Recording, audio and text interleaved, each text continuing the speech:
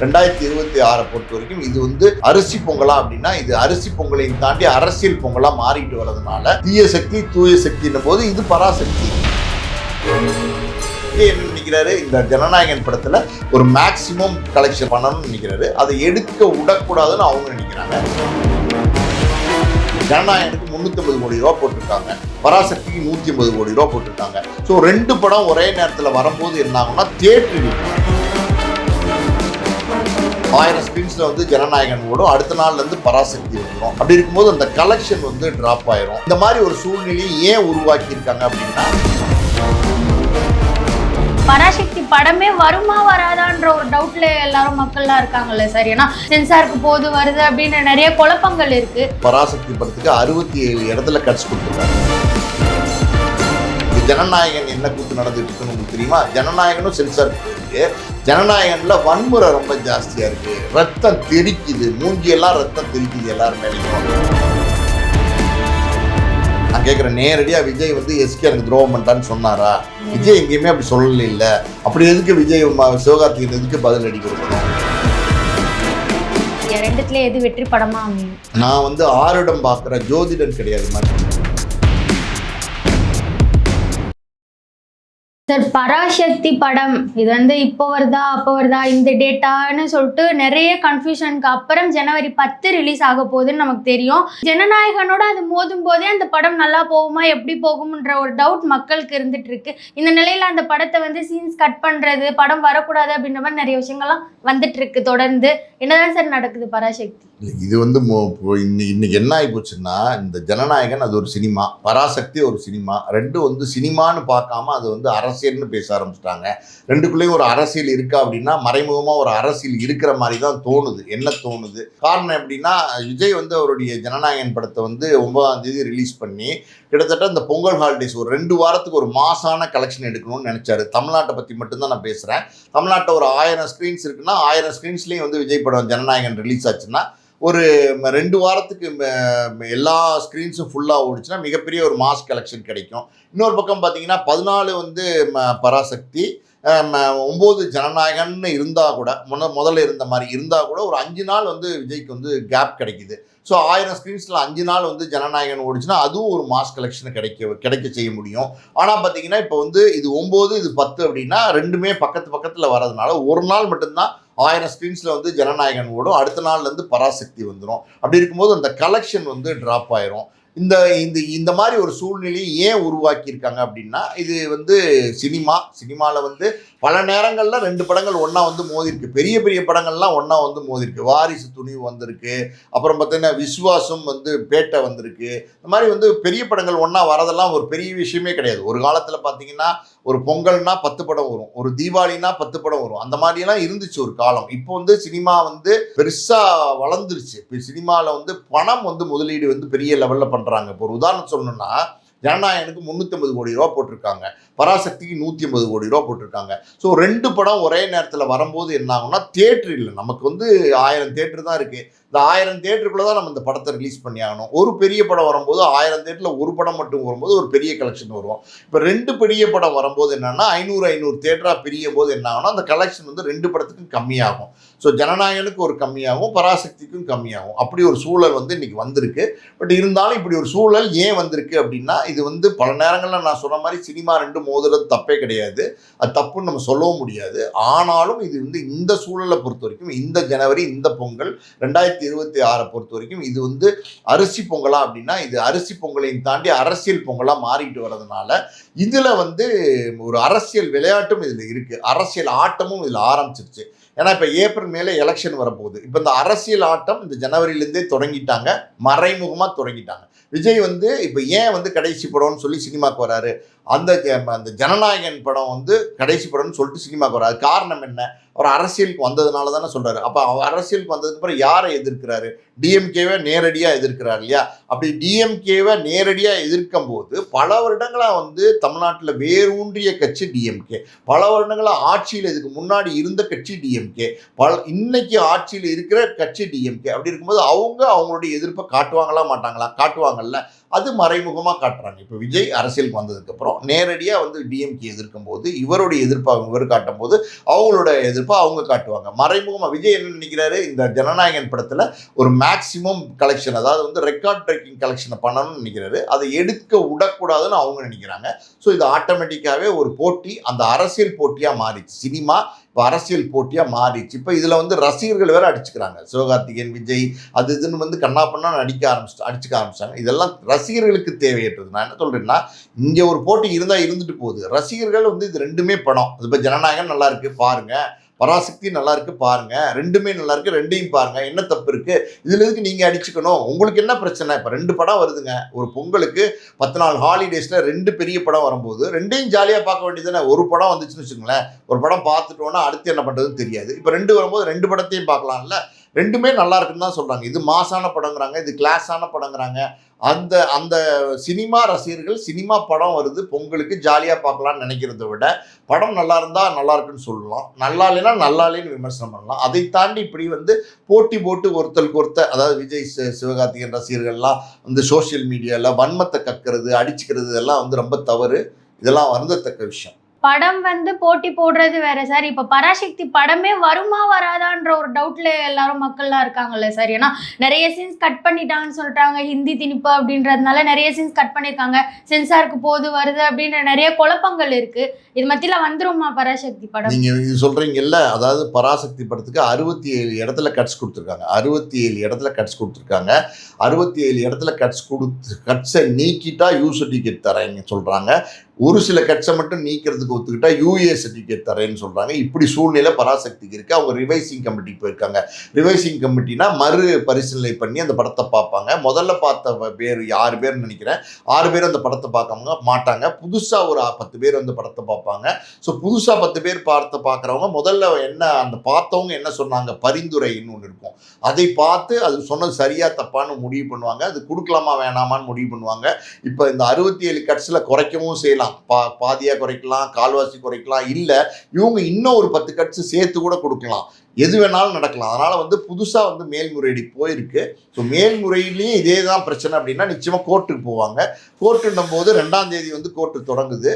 So 10ஆம் தேதி வந்து பராசக்தி வருது அப்படின்னும் போது இந்த ஒரு அவசர வழக்காக எடுத்து கூடிய சீக்கிரம் அதை முடித்து ஒரு தீர்ப்பு வந்துடும். அதாவது இது சென்சார் பிரச்சனைங்கிறது ஒரு பிரச்சனையே கிடையாது. அதை வந்து நீங்கள் அவங்க கொடுக்குற கட்ஸை ஏற்றுக்கிட்டு யூ சர்டிஃபிகேட் வாங்கிக்கிறேன்னு சொல்லிட்டு அது வேலையே முடிஞ்சு போகுது. நீங்கள் இதை மட்டும்தான் சொல்கிறீங்க, பராசக்தி வருமா வராதா அப்படிங்கிறது மட்டும்தான் உங்களுக்கு தெரியுது. இங்கே ஜனநாயகன் என்ன கூத்து நடந்துட்டு இருக்குன்னு உங்களுக்கு தெரியுமா? ஜனநாயகனும் சென்சாருக்கு போயிருக்கு. ஜனநாயகனில் வன்முறை ரொம்ப ஜாஸ்தியாக இருக்குது, ரத்தம் தெரிக்குது, மூஞ்சியெல்லாம் ரத்தம் தெரிக்குது எல்லார் மேலேயும், அந்த அளவுக்கு வந்து வன்முறை ஜாஸ்தியாக இருக்குது. இது வந்து பகவந்த் கேசரி பாலையாவோட படத்தோட ரீமேக் தான். ஸோ பாலையா படத்தில் ஒரு தெலுங்கு படத்தில் என்ன வன்முறை இருக்குமோ, எந்த அளவுக்கு வந்து ஆக்ஷன் இருக்குமோ அந்த அளவுக்கு இந்த படத்துலயும் ஆக்ஷன் இருக்கு. அதே அப்படியே எடுத்து வச்சிருக்காங்க. அதனால வந்து ரத்த கலைவரமா இருக்கு இது. அதனால வந்து இதுலயும் 64 கட்ஸ் கொடுத்துருக்கதா சொல்றாங்க. ஸோ இதுல ஒரு 64 கட்ஸ் கொடுத்தா இவங்களுமே ரிவைசிங் கமிட்டி போயிருக்காங்க. ஸோ அங்க சரியா இல்லைன்னா இவங்களுமே வந்து கோர்ட்டுக்கு போவாங்க. ஸோ ரெண்டுமே பார்த்தீங்கன்னா சினிமாவில் வந்து ரெண்டு பேருக்குமே வந்து கட்ஸ் நிறைய இருக்கு. அது காரணம் வந்து பராசக்தியை பொறுத்த வரைக்கும் ஹிந்தி எதிர்ப்பு போராட்டம், ஹிந்தி திணிப்பு போராட்டம், அதை எதிர்த்து போராட்டத்தோட கதை, அது வந்து ஸ்டூடெண்ட்ஸோட கதை. ஸோ அதில் வந்து இது சென்சிட்டிவான விஷயம். அதில் ஏதாவது அரசியல் கருத்துக்கள் இருக்கலாம். ஏன்னா இது டிஎம்கேக்கு வந்து ரொம்ப சப்போர்ட்டான படம், அரசியலுக்கு உதவக்கூடிய படம். இது மாநில அரசு வந்து இது மாநில அரசு இந்த படத்தை ஆதரிக்குது. ஆனால் மத்திய அரசினுடைய கொள்கை வந்து எல்லா பக்கமும் இந்தியை திணிக்கணும் தான் இன்றைக்கும் நினைக்கிறாங்க. அந்த போராட்டம் நடந்த இந்த காலகட்டங்கள் 65 காங்கிரஸ் ஆட்சியாக இருந்துச்சு. இன்றைக்கி வந்து பார்த்திங்கன்னா பிஜேபி ஆட்சியாக இருந்தால் கூட மத்திய அரசினுடைய கொள்கை அப்படியே தான் இருக்குது. ஹிந்தி எப்படியாவது எல்லா மாநிலத்திலும் கொண்டு வரணும்னு நினைக்கிறாங்க. அதனால் அவங்க அந்த கருத்துக்கள் வந்து சில கருத்துக்கள் சொல்லுவாங்க, அதில் சில கட்ஸ் இருக்கும், அது நடக்க தான் செய்யும், அது அரசியல். இன்னொரு பக்கம் நீங்கள் இது ஜனநாயகனை பொறுத்த வரைக்கும் பார்த்தீங்கன்னா அதில் ஏன் இவ்வளோ கட்ஸ் கொடுத்துருக்காங்க அப்படின்னா, அது வந்து அவங்க என்ன சொல்கிறாங்க, மாநில அரசு வந்து எதிர்ப்பு தெரிவிக்குது அப்படிங்கிறாங்க. அதெல்லாம் கிடையாது. அதாவது வந்து ஜனநாயகனுடைய படம் வந்து வன்முறை ஜாஸ்தியாக இருக்குது, அதனால் கட் பண்ணணும்னு சொல்லியிருக்காங்க. ரெண்டுமே வந்துமா கூடிய சீக்கிரம், அதாவது இது 9, 10ன்னு அனௌன்ஸ் பண்ணிட்டாங்க. அந்த சொன்ன தேதியில் 2 படமே ரிலீஸ் ஆகும். இந்த பிரச்சனையெல்லாம் சால்வ் ஆயிடும். சார் ஆனால் ஜனநாயகன் அப்படின்றது விஜய் அவர்களே சொல்லியிருக்காரு, வருஷம் ஏதாச்சும் என் படம் வரும்போது பிரச்சனையும் கூட சேர்ந்து வரும் அப்படின்றது நமக்கு நார்மல். இந்த பராசக்தி அப்படின்றது ஜனநாயகனை அழிக்கிறதுக்காக வந்த படம் அப்படின்னு மக்கள் மத்தியிலே இப்போ ஒரு ஃபிக்ஸ் ஆயிருக்கு. அப்படியே அந்த வகையில் 2 படமும் கரெக்ட் டைமுக்கு வருமான்ற ஒரு டவுட்ல போயிட்டு இருக்கு. அதாம்மா, பராசக்தி வந்து விஜயை அழிக்கிறதுக்கு வந்த சக்தி நீங்க எப்படி சொல்லுவீங்க? அதாவது விஜய் பேசினார்ல, தீய சக்தி தூய சக்தின்னு பேசினார். எங்க பேசினார்? ஈரோடு பிரச்சாரத்துல பேசினார்ல, தீய சக்தி தூய சக்தின்னும் போது இது பராசக்தி. இது எப்படி வந்து விஜய் அழிக்க வந்த சக்தியா சொல்வீங்க? அவர் தீய சக்தி தூய சக்தின்னு சொல்றாருல்ல, டிஎம்கே வந்து தீய சக்திங்கிறாரு, அவர் தூய சக்திங்கிறாரு. இப்போ வரட்டுமே பராசக்தி. இதுல என்ன வந்து இது ஏன் வராம போகுது, அது ஏன் வராம போகுது? அதெல்லாம் ரெண்டு சக்தியும் வரும். எந்த சக்தி ஜெயிக்குதுன்னு பொறுத்து இருந்து பார்ப்போம். எந்த படம் நல்லா இருக்கோ அந்த படத்தை ஆடியன்ஸ் பார்ப்பாங்க. ரெண்டுமே நல்லா இருந்தா ரெண்டையும் பார்ப்பாங்க. போல ஜனநாயகன் ஆடியோ லான்ச் நல்லபடியாக முடிஞ்சிருக்கு. அடுத்தது பராசக்தியோட ஆடியோ லான்ச்சுக்கு தான் வெயிட்டிங்.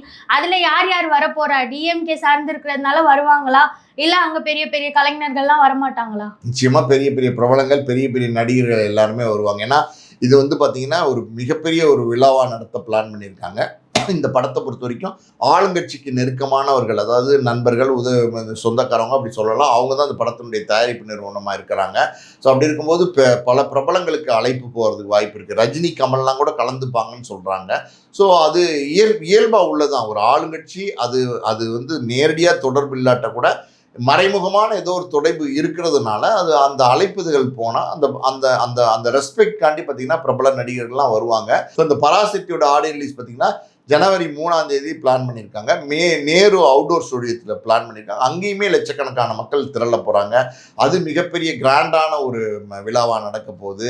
முதல்ல பராசக்தி அப்படிங்கிறது வந்து பல வருடங்களுக்கு முன்னாடி ஏவிஎம் தயாரித்த சிவாஜி கணேசன் அறிமுகமாய் நடித்த படம் தான் பராசக்தி. அந்த படத்தினுடைய வசனத்தை வந்து கலைஞர் ஐயா எழுதியிருந்தார். அந்த வசனமெல்லாம் பார்த்தீங்கன்னா சும்மா அனல் பறக்கும், அந்த மாதிரியான வசனங்களை எழுதியிருந்தார். ஸோ அந்த பராசக்தி, அந்த படம் வந்து அன்னைக்கு மிகப்பெரிய வெற்றி. அந்த பராசக்தியை கடந்து நம்ம போகவே முடியாது, அதை பற்றி பேசாமல் போகவே முடியாது தமிழ் சினிமாவில். அப்படிப்பட்ட ஒரு மிகப்பெரிய வெற்றி அடைந்த பராசக்தியோட டைட்டில் இந்த சுதா கோங்கரா படத்துக்கு, சிவகார்த்திகேயன் நடிக்கிற படத்துக்கு வச்சுருக்காங்க. அப்படி இருக்கும்போது அந்த படத்தை வந்து காப்பாற்றுற அளவுக்கு இந்த படம் வந்து நல்ல படமாக இருக்கும்னு சொல்கிறாங்க. நிச்சயமாக நல்ல படமாக இருக்கும். ஸோ என்னென்னா இந்த பராசக்திங்கிற படத்தில் அவங்க பண்ண போகிற இந்த விழாவில் சிவாஜி குடும்பத்தார், அதாவது சிவாஜி குடும்பத்தார்னா பிரபு, ராம்குமார், இன்னும் அவங்களோட குடும்பத்தாரெலாம் கூப்பிட்டு கௌரவப்படுத்த போகிறாங்க அப்படின்னு சொல்கிறாங்க. அந்த பராசக்தி, பழைய பராசக்தியில் ஒர்க் பண்ண பல பேரை வந்து இதில் அழைச்சிருக்கிறாங்க மரியாதை செய்கிறதுக்குன்னு சொல்கிறாங்க. இது ஒரு ஆல்ரெடி பார்த்திங்கன்னா வள்ளூர் கோட்டத்தில் வேர்ல்ட் ஆஃப் பராசக்தின்னு ஒரு எக்ஸிபிஷன் போயிட்டுருக்கு. அதை எக்ஸ்டெண்ட் பண்ணியிருக்காங்க. அது வந்து கூட்டம் இன்னமும் திப்புன்னு போயிட்டு தான் இருக்காங்க. டெய்லி மாலையில் போனீங்கன்னா பெரிய லெவலில் கூட்டம் வந்து அதை பார்த்து ரசிக்கிறாங்க. பழங்காலத்து வீடு எப்படி இருந்துச்சு, மாட்டு வண்டி எப்படி இருந்துச்சு, பழங்காலத்து மண்பானை செய்கிறது எப்படி இருந்துச்சு, எல்லாமே அதில் வச்சுருக்காங்க. பழங்காலத்து தியேட்டர் ஒன்று இருக்குது. அதில் வந்து பராசக்தியோட மேக்கிங் வீடியோஸை ஸ்க்ரீன் பண்ணிகிட்டு இருக்காங்க. ஸோ மொத்தத்தில் அவங்களோட ப்ரொமோஷனை அவங்க ஸ்டார்ட் பண்ண தானே செய்வாங்க. அதனால் அவங்களும் ஸ்டார்ட் பண்ணிட்டாங்க, இவங்களும் ஸ்டார்ட் பண்ணிட்டாங்க. ஸோ மொத்தத்தில் இந்த தீபாவளி நிச்சயமாக மொத்தத்தில் இந்த பொங்கல் நிச்சயமாக களைகட்டும். ஆனால் சார், இந்த அளவுக்கு பராசக்திக்கு எஃபர்ட்ஸ் போடுறதுக்கான காரணம் என்ன? தாராளமாக பராசக்தின்னு கேட்குறீங்கம்மா. இப்படிலாம் கிடையாது. அவங்க எஃபர்ட் போடுறாங்களம்மா. அவங்க இப்போ இவ்வளோ பெரிய கிராண்டான விழாவை நடத்திருக்காங்களா இல்லையா? மலேசியாவில் 1,00,000 பேர் கலந்துருக்காங்க. கடைசி ஃபேர்வெல். ஆமாம்மா, கடைசி ஃபேர்வெல்லாக இருந்தாலும் அவங்க சினிமா விழா தானே. அவங்க அந்த படத்தினுடைய ப்ரொமோஷனுக்கு தானே அதை நடத்தியிருக்காங்க. கடைசி ஃபேர்வெல்ல ஏதாவது ஒரு ரிசார்ட்டில் வந்து ஒரு 1000 பேர், 2000 பேர், ஒரு 5000 பேர் கூடி நடந்து ஜாலியாக எல்லாம் சாப்பிட்டு கலைஞ்சு போக வேண்டியதானே. எதுக்கு வந்து ஒரு இவ்வளோ பெரிய விழாவாக நடத்துகிறாங்க? அது வந்து ரீச் ஆகணும், ப்ரொமோஷன். அதாவது ஜனநாயகனுக்கு இது மிகப்பெரிய ப்ரொமோஷனாக இருக்குது. இப்போ எல்லாரும் பேசுகிறோமா இல்லையா? இப்போ பிரம்மாண்டமாக நடந்துருச்சு, மலேசியாவில் அதிரி புதிரியாக நடந்துச்சு, அப்படி நடந்துச்சு, இப்படி நடந்துச்சு, விஜய் போகிற பக்கமெல்லாம் வெள்ளம், கூட்டம், அப்படி இப்படிலாம் பேசுகிறோம்ல. ஏன் பேசுகிறோம்? அது ஒரு பெரிய ப்ரொமோஷனாக மாறி போச்சு. இப்போ அடுத்து டிவியில் போட போகிறாங்க. அந்த உரிமை அந்த மாலிக்குங்கிற மலேசியா உரிமை வாங்கினவருக்கு தான் கொடுத்துருக்காங்க. ஸோ டிவியில் போடும்போது இன்னும் வந்து விளம்பரம் பெருசாகும், இன்னும் வந்து அது ரீச் பெருசாகும். அது பப்ளிசிட்டி. அதே மாதிரி பார்த்தீங்கன்னா பராசக்தியை பொறுத்த வரைக்கும் அவங்களோட படத்தை பப்ளிசிட்டி பண்ணுறாங்க, அவங்களோட படத்தை அவங்க ப்ரமோட் பண்ணுறாங்க. அதையே நம்ம தப்பான கோணத்தில் பார்க்கணும். சார், இன்னொரு பக்கம் எஸ்கே அவர்களை பற்றி விமர்சனம்லாம் வந்தால் அதுக்கு அவர் வந்து எப்படியாச்சும் ஒரு வகையில் அதுக்கு ஒரு விடையை கொடுப்பாரு. இந்த வாட்டி விஜய்க்கு எஸ்கே துரோகம் பண்ணிட்டாரு, இப்படிலாம் நிறைய பேச்சு போயிட்டு இருக்கும் போது எஸ்கே ஏன் மௌனம் காத்துட்டு வராரு? மௌனம்லாம் காத்துட்டு வராமல் ஒன்றுமே பண்ண மாட்டாருமா. அது நேரடியாக வந்து விஜய் சொன்னாரா? நான் கேட்குறேன், நேரடியாக விஜய் வந்து எஸ்கே எனக்கு துரோகம் பண்ணிட்டான்னு சொன்னாரா? விஜய் எங்கேயுமே அப்படி சொல்லலை. இல்லை, அப்படி எதுக்கு விஜய் சிவகார்த்திகேயன் எதுக்கு பதில் அடி கொடுக்கணும்? விஜய் சிவகார்த்திகேயனுக்கு எதுவும் செய்யலை. அது வேற விஷயம். நேரடியாக விஜயும் சிவகார்த்திகேயனை அட்டாக் பண்ணி எங்கேயும் பேசலை, அது வேற விஷயம். அப்படி இருக்கும்போது அதாவது நேரடியாக விஜய் வந்து சிவகார்த்திகேயனை அட்டாக் பண்ணி பேசியிருந்தாருன்னா, ஒரு ஆடியோ வெளியீட்லையோ இல்லை ஒரு அறிக்கையோ ஏதோ கொடுத்துருந்தாருன்னா அப்போ சிவகார்த்திகேயன் பதில் சொல்வாரான்னு நம்ம எதிர்பார்க்கலாம். ஒரு நேரடியாக அட்டாக்கே வரல. இதெல்லாம் சோசியல் மீடியாவில் பேசுகிறாங்க, இதெல்லாம் யூகங்கள். அதாவது வந்து இது உண்மையா பொய்யா, இப்படி இருக்குமோ அப்படி இருக்குமோ அதாக இருக்குமோ இதாக இருக்குமோ, இதுக்கெல்லாம் வந்து பதில் சொல்லணும்னு அவசியம் இருக்கா? இதுக்கெல்லாம் பதில் சொல்ல வேண்டிய அவசியமும் கிடையாது, தேவையும் கிடையாது. நீங்கள் சிவகார்த்திகேயன் மட்டும் பதில் சொல்ல மாட்டாரான்னு கேட்குறீங்க. நான் கேட்குறேன், விஜயும் பதில் சொல்லாமல் தானே இருக்காரு. விஜய் எதுக்கு பதில் சொல்லணும்? விஜயும் பதில் சொல்ல மாட்டார். ஏங்க, இதெல்லாம் யூகங்கள். அவருக்கு தெரியும் இது என்ன நடந்துட்டு இருக்குன்னு தெரியும், என்ன சூழ்நிலை இருக்குன்னு தெரியும். இது ஒரு அரசியல் விளையாட்டுங்கிறது விஜய்க்கும் தெரியும். அப்படி இருக்கும்போது சிவகார்த்திகேயனை குற்றம் சொல்லி என்ன பிரயோஜனம் இருக்கு? அதாவது வந்து இது சிவகார்த்திகேயன் எந்த விதத்திலுமே சம்பந்தப்படாதவர். அவர் வந்து ஒரு அதாவது ஒரு நியாயமா பார்த்தா ஒரு அப்பாவி, அதான் உண்மை. அப்படி இருக்கும்போது அவரை போட்டு சோசியல் மீடியாவில் தாக்குதல் நடத்துறது, அதாவது எழுத்து தாக்குதல் நடத்துறதுங்கிறது ரொம்ப தப்பு. ஸோ இதுக்கெல்லாம் இந்த மாதிரியான யூகங்களுக்கெல்லாம் இவரும் விஜயும் பதில் சொல்ல மாட்டாரு, சிவகார்த்திகேயனும் பதில் சொல்ல மாட்டாரு. அப்ப எஸ்கே நடுவுல மாட்டிக்கிட்டாரா? டிவி கேக்கும் டிஎம்கேக்கும் நடுவுல எஸ்கே மாட்டிக்கிட்டாரா? எங்கேயும் எதுவுமே எஸ்கே எல்லாம் மாட்டிக்கல. எந்த டிஎம்கேக்கும் டிவி கேக்கும் மாட்டிக்கிட்டாரு? அதெல்லாம் ஒண்ணுமே கிடையாது. இன்னைக்கு விஜய் தான் ஏர்போர்ட்ல இருந்து இறங்கி வரும்போது ஒரு கூட்டத்துக்கு நடுவில் மாட்டிக்கிட்டாரு. எப்படா வந்து கார் ஏறி போறதுங்கிற அளவுக்கு நெரிசல்ல மாட்டிக்கிட்டு சிக்கிட்டு இருந்தாரு. இவர் எங்க மாட்டிக்கிட்டாரு? அதெல்லாம் கிடையாதுமா, அதெல்லாம் ஒண்ணுமே கிடையாது. அதாவது இது என்னமா மாற்றத்துக்கு என்னமா இருக்கு? இது இன்னும் நான் நிஜமாவே கேட்கறது இல்லை, மாற்றத்துக்கு என்ன இருக்கு? என்ன மாட்டிக்கிட்டாரு டிஎம்கேக்கும்? இல்ல சார், அப்பாவின்னு சொல்றீங்கல்ல, அப்போ ரெண்டுத்துக்கும் நடுவுல போட்டி. ஏமா அப்பாவினா அவங்க என்ன சொல்றாங்க? விஜயோட ரசிகர்கள் வந்து இவர் வந்து துரோகி, இவர் வந்து நன்றி கெட்டவர், நன்றி மறந்துட்டாரு அப்படி இப்படின்னு பேசி சோசியல் மீடியாவில் அட்டாக் பண்றாங்கம்மா சிவகார்த்திகேயனை. அது தேவையில்லைங்கிறேன் நான். விஜய் என்ன சிவகார்த்திகேயன் செஞ்சாரு? சரி, நான் கேட்குறேன், சரி விஜய் வந்து சிவகார்த்திகேயன் துப்பாக்கியை மட்டும்தான் கொடுத்தார் ஒரு படத்தில், அது படத்தோட காட்சி, அது தவிர எதுவுமே செய்யலை. அப்படி இருக்கும்போது துரோகி ஈகின்னு எதுக்கு போட்டு நன்றி மறந்தவன் எதுக்கு சிவகார்த்திகேயனை போய் அடிக்கணும்? நான் இன்னொரு இது கனெக்ட் பண்ணி சொல்கிறேன் நான். இப்போ வந்து பார்த்தீங்கன்னா விஜயகாந்த் வந்து செந்தூர பாண்டின்னு விஜயோட 2வது படத்தில் நடிச்சு கொடுத்தாரு. அதனால தான் விஜய் வந்து இப்போ ஏபி சென்டரில் போய் சேர்ந்தாரு. இன்னைக்கு வந்து விஜயகாந்த் வந்து உயிரோடு இருக்கும்போது கடைசியில் வந்து அவர் வந்து திடீர்னு, அதாவது நமக்கு ஒரு அதிர்ச்சி தகவல் வரல. அதாவது என்ன அப்படின்னா, விஜயகாந்த் வந்து படுத்திருந்தாரு, படுக்க போனவர் காலையில் இறந்துட்டாரு, திடீர்னு மேசிவ் ஹார்ட் அட்டாக் அப்படிலாம் கிடையாது. விஜயகாந்த் ஒரு 1.5-2 வருஷமாவே உடல்நிலை சரியில்லாமல் இருந்தார். இது எல்லாருக்குமே தெரியும். பல பேர் வந்து விஜயகாந்த் போய் பார்த்தாங்க, சினிமா பிரபலங்கள். ரஜினிகாந்த்லேருந்து பார்த்தீங்கன்னா நம்ம முதலமைச்சர்லேருந்து எல்லாருமே விஜயகாந்தை போய் பார்த்தாங்க, நலம் விசாரிச்சுட்டு வந்தாங்க. விஜய் அந்த நேரத்தில் ஏன் போல, எதனால் போல? நியாயமாக வந்து விஜயகாந்தால் பயன்பெற்றவர் தான் விஜய். என்ன பயன்பெறலையா? அந்த நாளைய தீர்ப்புக்கு அடுத்து வந்து செந்தூர பாண்டிங்கிற படம் வந்து விஜயோட நடிச்சு கொடுக்கலைன்னா விஜய்க்கு இவ்வளோ பெரிய ரீச்சே கிடைச்சிருக்காது, இவ்வளோ பெரிய வெளிச்சமே கிடைச்சிருக்காது. நியாயமாக விஜயகாந்தால் பயனடைந்தவர். அவர் உடல்நிலை சரியில்லாமல் இருக்கும்போது போய் பார்க்கணுமா வேண்டாமா? ஏன் பார்க்கல? இப்போ எல்லாரும் பார்க்கும்போது இவர் போய் பார்க்கல, அப்போ இவர் நன்றி கெட்டவன் நம்ம சொல்லலாமா? அப்போ பொருத்தமாக இருக்கும். அதெல்லாம் வந்து எப்படின்னா, பார்க்கல அவ்வளோதான். அப்புறம் மரணத்துக்கு போனார், அப்புறம் ஏதோ உங்கள் செருப்பு வீச்செல்லாம் நடந்துச்சு, அதெல்லாம் தேவையில்லை நமக்கு. நான் என்ன சொல்ல வரேன் அப்படின்னா, இது எதையும் கனெக்ட் பண்ணிலாம் பேசலாமா? நன்றி இல்லாதவன் அப்படின்னா எல்லாரும் அப்படி நம்ம கனெக்ட் பண்ணி பேசலாம். யாரும் வந்து நன்றியான ஆட்கள் கிடையாது. மனித இயல்பே அப்படின்னா ஒருத்தருக்கு ஒருத்தர் நன்றி காட்டிக்கிறதே கிடையாது. உண்மையாக தான். நீங்களும் சரி, நானும் சரி. உங்களுக்கு ஏதாவது வந்து நல்லது நான் செஞ்சிருந்தா பதிலுக்கு நீங்கள் எனக்கு செய்வீங்களா அப்படின்னா செய்ய மாட்டீங்க. நீங்கள் எனக்கு செஞ்சிருந்தீங்கன்னா நான் செய்வேனா அப்படின்னா செய்யவே மாட்டீங்க. இயல்பு, மனித இயல்பு. நன்றின்ற வார்த்தையெல்லாம் அது ஒரு காலகட்டத்தோட மறந்து கடந்து போகிறது தான். அதனால் வந்து இது சினிமா வேற பிரபலங்கள், நடிகர்கள் வேற. இவங்களுக்கு அரிதானம் பூசுகிறவங்க, வேஷம் போடுறவங்க உண்மையானவர்கள் கிடையாது. அப்படி இருக்கும்போது இங்கே போய் என்ன நன்றி கின்றி அதெல்லாம் எதுவுமே கிடையாது. சார், கடைசியா பொங்கலுக்கு ஜனநாயகனா இல்ல பராசக்தியா, ரெண்டுத்துல எது வெற்றி படமா அமையும்? நான் வந்து ஆருடம் பார்க்குற ஜோதிடன் கிடையாதுமா. இப்போ 2025 உங்களோட கணிப்புல இல்லம்மா, கணிப்பு தான். இப்போ நீங்க போய் பார்த்தீங்கன்னா நிறைய ஜோதிடன் சொல்ற சேனல்கள்லாம் இருக்கு.